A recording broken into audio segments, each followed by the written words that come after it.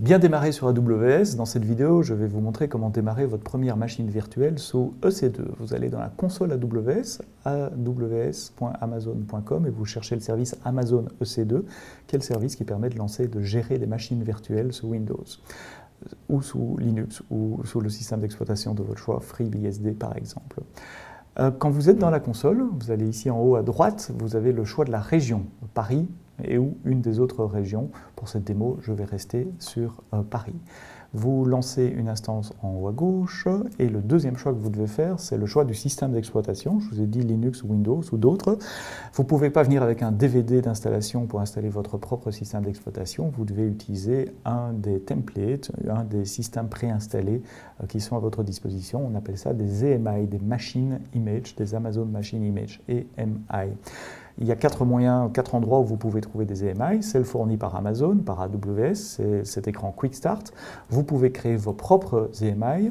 Vous pouvez aller dans la place de marché, vous pouvez acheter des EMI fournis par des vendeurs logiciels avec leur logiciel déjà installé, ou vous pouvez utiliser une EMI de la communauté. C'est là que vous trouverez du Debian, du FreeBSD ou parfois des systèmes d'exploitation un peu plus exotiques. Attention, si vous démarrez une EMI de la communauté, vous démarrez un système d'exploitation qui a été installé et configuré par quelqu'un d'autre, donc pensez à ce que vous faites et il vaut mieux faire confiance à ce quelqu'un d'autre. Ici, je vais choisir un Amazon Linux, qui est notre propre distribution de Linux. Troisième choix que vous devez faire, c'est le type d'instance. Donc la configuration matérielle de votre machine virtuelle, peu de CPU, peu de mémoire, ou beaucoup de CPU, beaucoup de mémoire.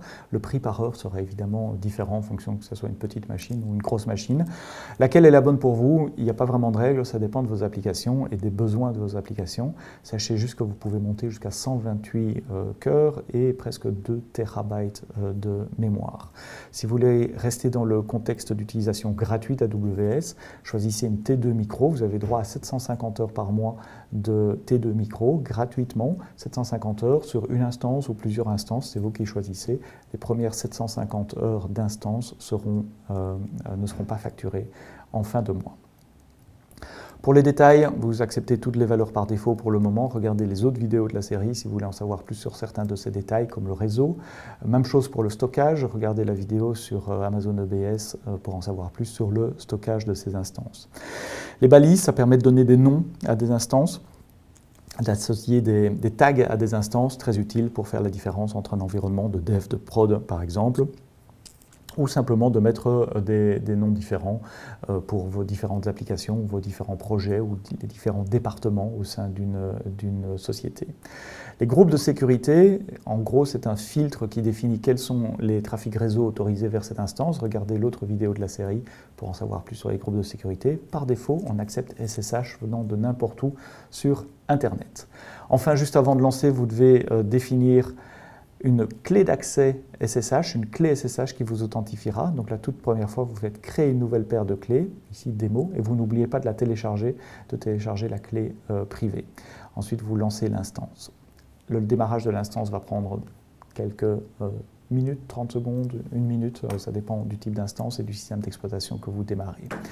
Pendant qu'il est en train de démarrer, je vais changer les permissions sur ma clé SSH, comme SSH l'exige, donc 400, sur ma clé qui a été téléchargée ici, qui s'appelle demo.pem. Et ensuite, je vais taper SSH-i pour donner la référence à ma clé. Le nom de l'utilisateur pour se connecter sur les instances Amazon Linux, c'est EC2User. Ensuite, vous avez besoin de connaître l'adresse IP ou le nom DNS de l'instance. Et vous voyez que le temps qu'on a fait ça, ma machine est prête. Elle a reçu un nom DNS, une adresse IP également. Donc je peux simplement copier cette adresse IP pour me connecter à ma machine. Et vous voyez que je suis connecté en SSH sur ma machine. Je peux ensuite regarder le détail de cette machine, installer des applications ou l'utiliser comme une machine Linux tout à fait normale. Merci d'avoir regardé cette vidéo. À très bientôt pour le prochain épisode. Et d'ici là, quoi que vous codiez, codez-le bien.